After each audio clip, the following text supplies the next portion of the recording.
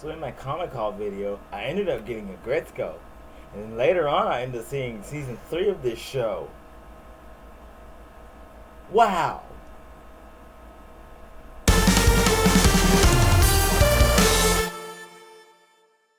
Hey guys, this is Red Dragon May. Welcome back to my channel. I'm back to a new video. Make sure you like, subscribe, turn on post notifications to know if I post another video.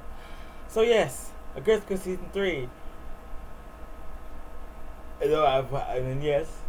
I do like the show, and I have watched the first 2 seasons and the Christmas special, where she's addicted to Instagram. Yes, it is an awesome show. For those you do not know, Aggretsuko is a Netflix show in association with Sanrio. Sanrio being the people who make all things Hello Kitty, which was the very first character that Tara Strong voiced when she was 13 years old. See, we go from anime, go all the way back to ponies. It's the circle of this channel. Besides, yes, I have watched this. I have watched this series. It is phenomenal, and I see why a lot of people like it so much.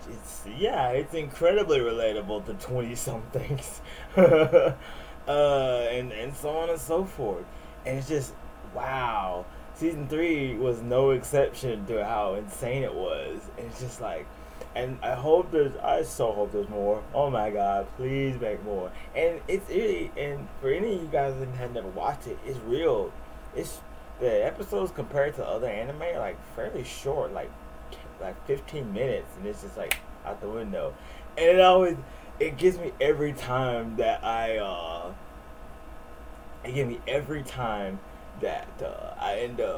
you end up watching it. You want to see more, and the credits hit. You get ready to play the next episode. It's like, oh no. But yes, Aggretsuko season 3. Oh wow, they took an interesting turn. You remember in season 2,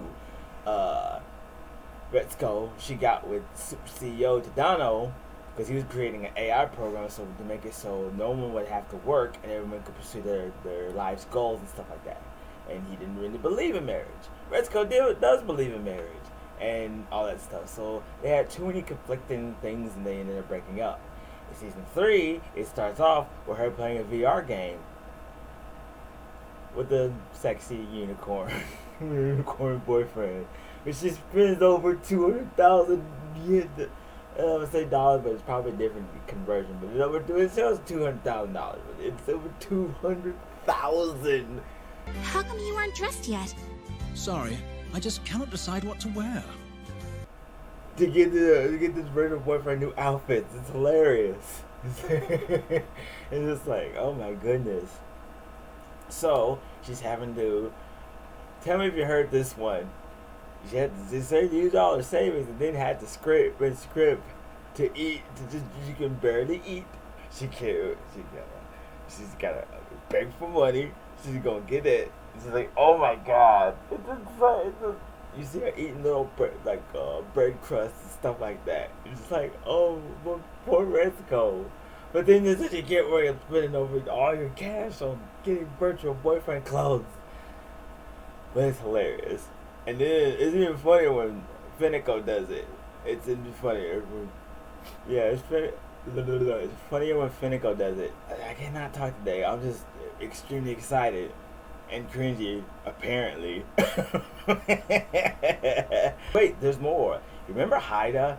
You know, that guy who's got the hots for Aggretsuko, and he's been told strictly that, yeah, I'm not interested by Aggretsuko. So he seems to persist. However, in season 3, we get a new girl. Her name's Inui. And she's mature and sweet and cute and seems like a cool girl. And she actually ends up liking Haida, like legitimately liking Haida. But Haida has such tunnel vision for Aggretsuko. It's like he's getting there. And the way Inui handles like Haida's never waning feelings towards Aggretsuko it's interesting. You don't ever see that. I don't think you see that all that much in other cartoons. It's like maybe, but it's really cool because it's like there's all those different things because like anyway ends up asking Haida was he in the band then was he in the band and stuff like that. They end up hanging out and it's like it just seems cool and maybe Haida must like that type of chaos where he has to pine, scrape and try as hard as, but it's like oh goodness. It's like this whole conflicting thing where he has to pick. Does he want to have that chaotic stuff with Aggretsuko, who has strictly told him that no, I'm not interested, or anyway, who's pretty much putting it out there that yeah, let's get together, man. Let's get together, have a cup of coffee, and just show you how to play guitar. But there is that. So a wonderful plot. Aggretsuko being able to become a member of a death metal band. But by chance, because she ends up having a wreck after getting some money, she's gonna go out for steak. Delicious steak. And she runs into the back of the dude's car. But then it gets real scary. It's like, I'm gonna drop the charges, but you work for me now. I'm gonna drop all the charges, but you're gonna work for me now. And so, he takes her to like where this unknown underground girl group goes. And they're called OTM girls. And like when she first goes there, everybody's like, yep, this is it. This is good. This is very good. There's no enthusiasm towards the band. There's no love towards the band. But then Aggretsuko ends up becoming like the accountant, social media manager. She's like, okay, y'all got to start spending money on merch that will not sell. Y'all got to get y'all social media out. You're an idiot, and you need to, and you're not gonna be known. You're gonna have to do a lot to really get a chance for OTM girls to shine. So all that said, it starts to build up just a little bit more. But then when she joins it, is because the manager, he ends up finding out that Aggretsuko does heavy metal. That's one of the biggest things about this entire series. So you've already got someone in mind?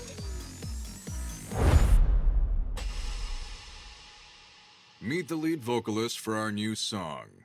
By the way, it's you. What? Aggretsuko uses heavy metal to cope with all of the daily frustrations and stuff like that. She's only done it, and she's never done it by herself or with like Goro and Washimi, and to be able to vent and parade around and headbang together, bro. And she's only been able to do that with people she's close with, not with the crowd. That's a different story. That's when she freaks out when she runs out. So, but she ends up accepting and becoming the fourth member. And automatically, when I saw it for the first time on screen, I reminded of Baby Metal. You remember those? You remember that? Awesome. I think they are. I think they are still around. But yeah, it did remind me of Baby Metal, where it had this pop feel, but it also included the heavy metal side. And like at the time, there's so many people that really liked Baby Metal, and there's people that hated it because it felt manufactured and stuff like that. But it's like, hell, heck, even Rob Zombie loved them. That's dope. Getting back on topic, Aggretsuko and OTM girls that start becoming more successful and stuff like that. So some new merch is being made, and they're also taking pictures for X amount of money and doing the handshake sessions that a lot of idol groups do. And like if you buy a CD, you get a ticket for 3 seconds of handshake time. You get to shake their hand and tell them, "Hey, what's up? You guys are awesome." And over time, it's like, oh yeah, it's like it's really cool. And it's even funnier is like Ton, the pig dude, who is like pig face. His assistant, the little weasel dude, he's a big, he's like a blogger for idol groups. And he wrote about them on his blog. And it ends up, and she freaked out, and Aggretsuko freaks out when she takes just a good look at him. He has that big weasel grin on his face.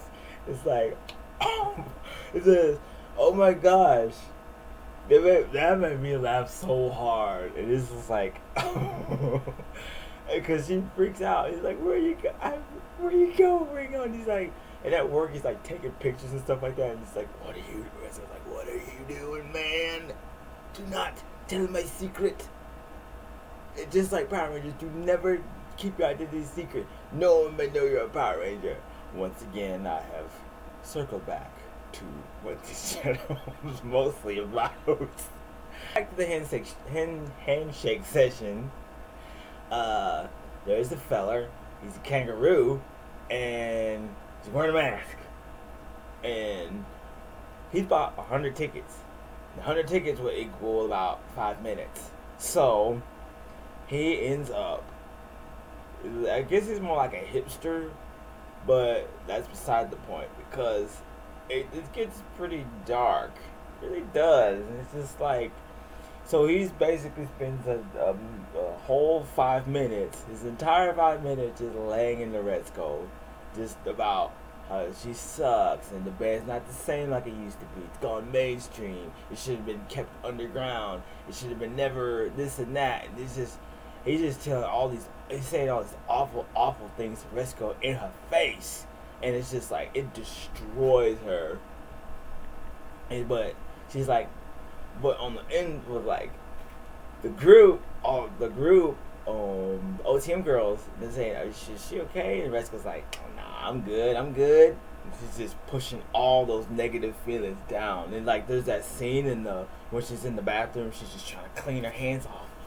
It's like, oh my gosh, make it stop. It's like, wow, it's a genuinely messed up scene that was like a humongous twist for the series as a whole, because it does some pretty heavy themes and stuff like that, but it's like not to this degree. And I wonder where they're gonna take it next in the next season. I'm pretty sure it's gonna get another season. Let's be real here. This is an awesome show and a lot of people love it.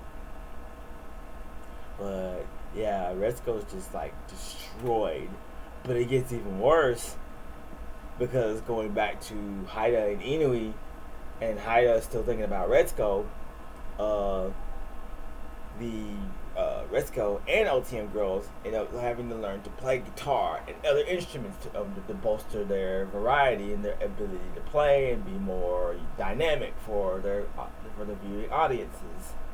And so the manager has told them to learn to do so. So Red Skull goes to Haida because she knows he does a little something. He plays a little guitar, a little bass, a little this, a little that, and she goes to him, learns to play guitar, gets those chords down. Then, right after Red Skull leaves, Inui stops by, and he has to hustle up just to clean up the place. But when Inui goes to the bathroom, she sees Red Skull's hanky, and completely, it's just like, okay, so you're still on about Red Skull, huh? Maybe backtracking, but I felt that this was a really neat scene.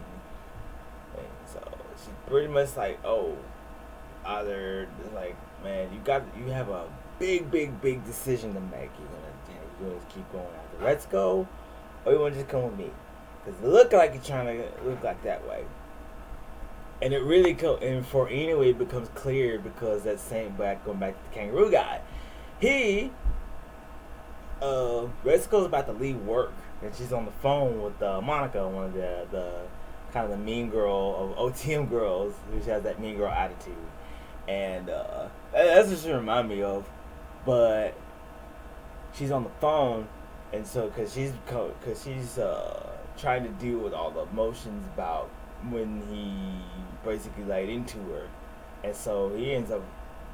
Because also he ends up posting pictures of on social media, because when she starts doing the social media, there's a fake account for OTM girls. It's like, I guess it's that hipster account, where as opposed to when Red Skull got a hold of it, became the official one. And it's like, oh man. So he started posting pictures of where Red Skull stays, where she goes to work, all that stuff. It's just threatening things. So she goes, and so she's going home from work. Hyda's there, and she's on the phone. He catches an earshot, and she sees the kangaroo dude coming after her, and he's got a box cutter. So, just like by chance, Hyda gets up, and he goes and stops the kangaroo dude, because it's like he ends up getting cut on his hand, and it's just like, it's wow, it's insane. It's just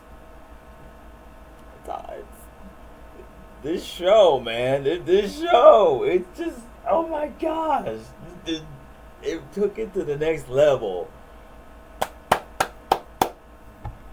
Musically, it's just trash, I mean.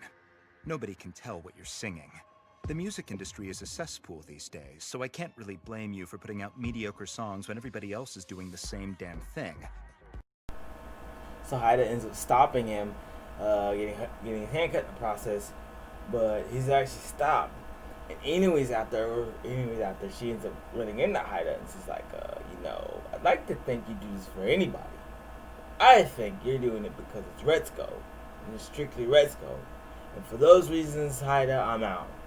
Like, after that, Retsuko goes into hiding to just like, you know what? I can't do this. I'm out. Deuces, guys. I'll see you later. I will write you a postcard from my mental prison.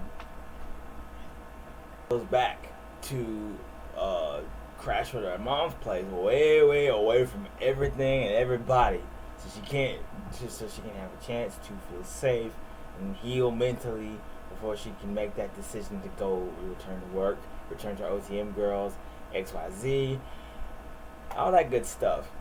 And so, but going backwards some through earlier on Gory, the gorilla lady, she had been working on an app, a dating app that helps people, like, I guess, like subconsciously or something like that. And she started working on it, but it's also like the Tadano, being the super smart dude he ends up tweaking it. So then eventually only like Haida and Retsuko on there. And I think they're like the only two that got on there before she actually officially launched it.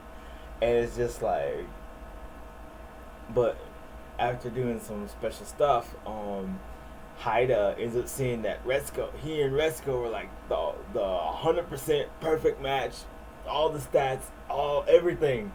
So he goes all the way to Retsuko's family house, where she's away from the city, and tries to drag her back to the karaoke bar. It's insane. It's like, wow. By the way, this is after they find out she's a member of OTM Girls. But Haida and Retsuko, they go to the karaoke bar, so Haida can give her a chance to vent. So Retsuko, she vents. but before, Haida does a little something too, because he does a little singing. He tries to kind of like, what you gonna do? It's like, but then Retsuko basically just takes everything that Haida says and just like twists it on him, and it's like pretty much put it out there that, yeah, for the umpteenth and 6th time, I am not interested in you. Stop it. And so, with all that being said and done, Retsuko ends up doing one last performance with OTM Girls and going back to her job at the soul-crushing job that she hates. It's almost like she's designed to just suffer with the soul-crushing job that's just not doing it for her. It's just like, why, Sanrio? Why must you torture the soul? Oh, goodness. But Retsuko Season 3 and this show as a whole is just phenomenal. I highly recommend it to anybody. And it's just, and again, yeah, the episodes are short, so it's not gonna be like super duper long. Like it's not gonna feel long like a lot of animes are. It's not, and it's only like what, I think it's like 10 episodes of Season 3, where I think it's like 12 on like the first two, and the Christmas special if you want to check that out too. It's all on Netflix if you got it. And yes, this show is amazing.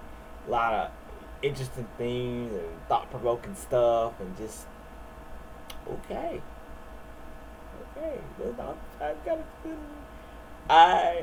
I'm sure like a lot of y'all out there, you want to see more. You love to see like a season 4 and just see where they go and do next, because it's just, oh my god, I cannot stress this enough. The show is awesome, and for me, it's just like, yeah, it's fantastic. It's fantastic. It's funny. It's a lot of awesomeness in it.